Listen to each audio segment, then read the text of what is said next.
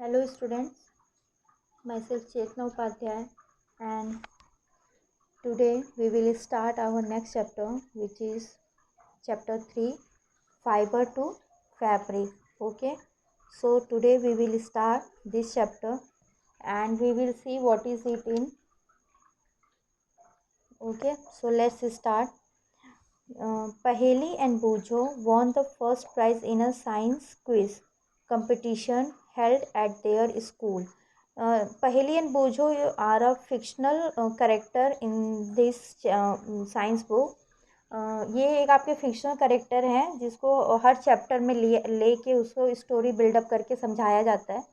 तो इससे आप परेशान ना हो, इसके लिए मतलब ये नहीं करना कौन है क्या है, बट ये एक ऐसी स्टोरी क्रिएट की जा रही है जिससे कि आपको ये चीज़ें थोड़ी ज़्यादा समझ में आए। ओके, सो पहेली and बूजो won the first prize in the science quiz competition held at their school. They were very excited and decided to use the prize money to buy clothes for their parents. So basically, Paheli and Bujo won the prize and they decided to buy some clothes from that prize money. When they saw a large variety of clothes material, they got confused. When they went to clothes shop, they got confused. Why? Because there is so many clothes material. मतलब वहाँ पे बहुत ढेर सारे clothes material थे, तो वो बहुत confuse हो गए. The shopkeeper explained that some clothes or fabric were cotton and some were synthetic. तो shopkeeper ने उनको ये explain किया कि some clothes were cotton, मतलब कुछ cotton के थे and some were synthetic. He also had woolen mufflers and shawl. There is a woolen mufflers and shawl. I hope you are familiar with these uh, fabric, cotton, synthetic, woolen, okay, and shawl. There were many silk sari as well. Paheli and Bujo felt very excited. They touched and feel these different fabrics. So when they went to the shop, they got confused and excited both. And they मतलब वो हर fabric को touch करके और feel करने लगे कि what is the difference between them. Okay, finally they bought a woollen muffler and cotton sari. तो उन्होंने एक वुलन मफलर लिया एंड कॉटन साड़ी.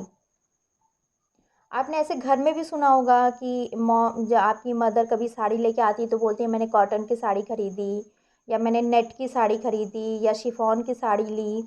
या आपके भी कपड़े होते हैं तो होता है होजरी के कपड़े हैं, कॉटन का शर्ट पहन लो गर्मी नहीं लगेगी, स्वेटर पहन लो ठंड नहीं लगेगी. ये आपके डेली लाइफ में या जब भी सीज़न चेंज होता है तो हम अकॉर्डिंग टू सीज़न अपने कपड़े बदलते हैं और चेंज भी करते हैं, पहनते भी हैं.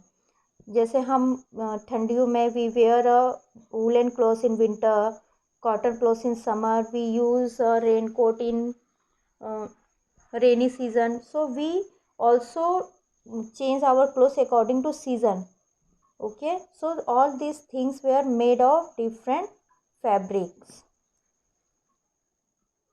After their visit to the clothes shop, Paheli and Bujo began to notice various fabric in their surroundings. मतलब वो जब दोनों पहली एंड बूझो जब आए घर पे तो उन्होंने अपने आसपास कई चीज़ों को नोटिस किया. They began to notice various fabric in their surroundings. आप भी अपने आसपास देखोगे, अभी भी अगर आप अपने घर में नज़र घुमा के देखो तो कई तरह के फैब्रिक आपको अपने घर में भी दिखाई देंगे. Let's see what they see. They found that bedsheet, blanket, curtains, tablecloths, towel and duster were made from different kinds of fabric. Even their school bags and gunny bags were made from some kind of fabric. जितने भी इसमें चीज़ें गिनाई गई हैं, each things were made of different fabric. Like bedsheet is made up of cotton, blankets woolen, curtains it's shorten, tablecloths may be cotton or plastic, towel very thick fabric, and the duster were made of different kind of fabric. Even their school bag, आपने अपनी school bag को देखा है, वो कौन सा fabric होता है? वो तो ना कॉटन है ना उलन है, तो वो कौन सा फैब्रिक है? So we will find all those fabric in this chapter. Okay, they tried to identify these fabric as cotton, wool, silk or synthetic. Okay, so let's see our first activity, variety in fabric. Okay, variety in fabric. And our first activity first, ये आपकी activity है. Visit a near by tailoring shop, collect cutting of fabric left over after stitching, feel and touch each piece of fabric. Now try to label some of the fabric as cotton, silk, wool or synthetic after asking for help from the tailor. मतलब ये activity तो आप कर नहीं सकते हो because of lockdown. So you can collect the cutting from your home of different types of clothes. जो भी आपके घर में पुराने फटे हुए कपड़े हों, डिफरेंट डिफरेंट, उसकी छोटी छोटी पीसेस कर लो एंड आप उसको लेबलिंग कर सकते हो. जैसे आपके अगर स्वेटर है, उसको जो पुराने हो गए हैं, जो बेकार हो गए हैं, उनमें से कटिंग कर लो. एंड कॉटन के हैं आपके, जो भी आपको चीज़ अवेलेबल हो रही है आपके घर में, सभी के घर में होगा पुराने कटे फटे कपड़े, उसमें से छोटे छोटे पीसेस आप कलेक्ट करो और उसको आपको डिफरेंट डिफरेंट लेबलिंग करनी है. अगर सिल्क का है तो you have to write silk, अगर कॉटन का है तो you have to write cotton, wool, synthetic. So you can ask from your parents. Okay, if there is any other fabric you can ask me. Okay, so do you wonder that these different fabrics are made of? So when you look at any fabric, it seems continuous piece. Now you look at closely, what do you notice? अगर आप कभी cut करोगे, कभी आपने कपड़े अगर फटे हों, तो जैसे आप एक कपड़े का पीस लेते हो, ये जैसे आपने ये मान लो कटे कोई पीस है ऐसे ही, तो ये क्या है? इस समय ये पूरा एक पीस दिखाई दे रहा है, पर अगर इसको हम एक पास से देखेंगे तो इसमें आपको छोटे छोटे से एक पूरा थ्रेड समझ में आएगा. ओके, कि ये इसमें एक इधर थ्रेड गया है और एक इधर थ्रेड आया है.